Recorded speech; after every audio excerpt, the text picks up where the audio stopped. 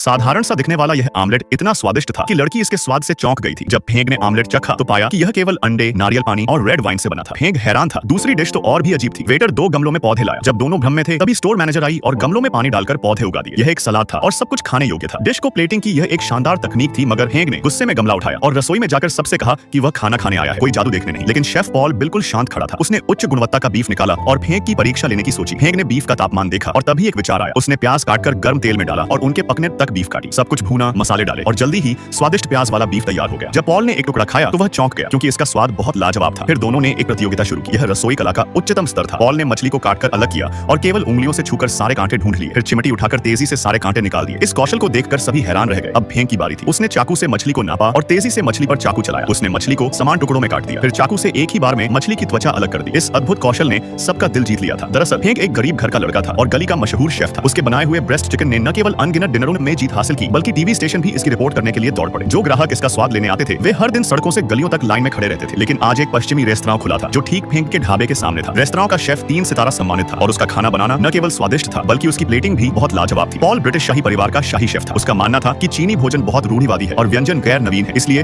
वह इस बार चीन लौट आया था ताकि अधिक लोगों को पश्चिमी भोजन के बारे में बता सके। पॉल को सबक सिखाने के लिए फेंग ने भोजन की दुनिया में एक खास जगह हासिल कर रखी थी। इसके बाद दोनों में चाकू की कला दिखाने की प्रतियोगिता हुई, मगर दोनों का चाकू कौशल बेहतरीन था। कुछ दिनों बाद खाना पकाने की एक बड़ी प्रतियोगिता होने वाली थी। दोनों शेफ ने इस प्रतियोगिता में भाग लिया। जैसे ही प्रतियोगिता शुरू हुई, फेंग ने एक सफेद बतख निकाली और उसका पैर तोड़कर बाहर की त्वचा पर तेल मलकर एक गुप्त चटनी बनाई। फिर बतख के अंदर चाकू घुसाकर सारा माल बाहर निकाल लिया। इस अजीब तकनीक को देखकर सारे दर्शक चौंक गए थे। फेंग ने सारी चटनी बतख के शरीर में डाली और उसे बांधकर पत्ते में लपेट दिया। फिर ऊपर से नमक से भरी कढ़ाई में पकने के लिए रख दिया। थोड़ी देर बाद बतख पूरी तरह तैयार हो गई। उसने फूल बतख बनाया था। फिर उसने चाकू से एक कट लगाया जिससे अंदर भरा हुआ गाढ़ा सूप बाहर निकल आया, जो दिखने में बहुत स्वादिष्ट था। जज उसके स्वाद से बहुत हैरान थे। अब पॉल की बारी थी। उसने फाई ग्रास को पतली पन्नी में लपेटकर उस पर सही तापमान का गर्म पानी डाला और माइक्रोवेव में रख दिया। थोड़ी देर तक पकने के बाद उसने फाई ग्रास को निकालकर बर्फ से ठंडा किया ताकि फाई को टीन से आसानी से निकाला जा सके। बाहर निकालते ही उसने गर्म चाकू से फाई को काटा। फिर चीनी को पैन में डालकर उसका कारमेल बनाया। पॉल का अगला कदम प्लेटिंग करना था। उसने पहले अनानास स्लाइस से बेस बनाया, फिर फाई ग्रास और कारमेल को रखा और आग से गर्म किया ताकि कारमेल फाई के साथ मिल सके। अंत में उसने स्ट्रॉबेरी डाली और फ्रेंच कारमेल फाई ग्रास तैयार हो गया। जजों ने पॉल की बहुत तारीफ की। इस प्रतियोगिता में पॉल और फेंग के अंक बिल्कुल बराबर थे, लेकिन चैंपियन केवल एक ही हो सकता था। जजों ने फेंग की प्लेटिंग को कम बेहतर बताया और पॉल को विजेता घोषित कर दिया कि वह विश्व कुकिंग चैंपियनशिप में जाएगा। फेंग निराश होकर चला गया, लेकिन बाद में पता चला कि पॉल इसलिए चैंपियन बना क्योंकि उसके बॉस ने जजों को खरीद लिया था। दरअसल पॉल की गर्लफ्रेंड मशहूर होना चाहती थी। उसने पॉल की पुरानी रेसिपी चुराई और उसे ले जाने की तैयारी की। सच जानकर पॉल टूट गया